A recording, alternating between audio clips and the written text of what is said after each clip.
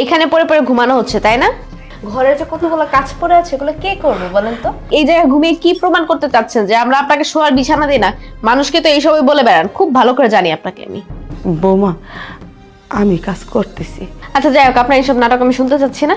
কথা হচ্ছে বাসায় কিছু মেহমান আসবে, আমি যেন এসে দেখি ঘরদোর একদম নিট অ্যান্ড ক্লিন, কোনো ময়লা নাই, একদম মুছে সোফাগুলো ঝেড়ে ভালো মতো পরিষ্কার করে রাখবেন, ঠিক আছে?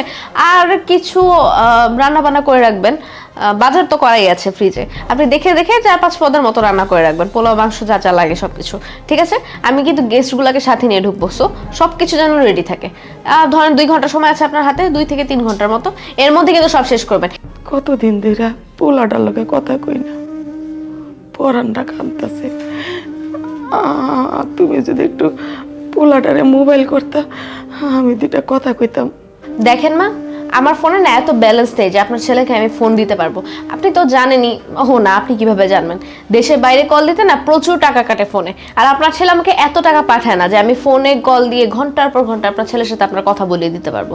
কয়দিন তোমার কাছে চাইছি, তোমার মোবাইলে খালি টাকা থাকে না। বৌমা, তুমি যদি আমার নাম্বারটা দিতা, আমি অন্য জায়গায় যাইয়া কল দিতাম। আপনি কল দিবেন মানে? আপনি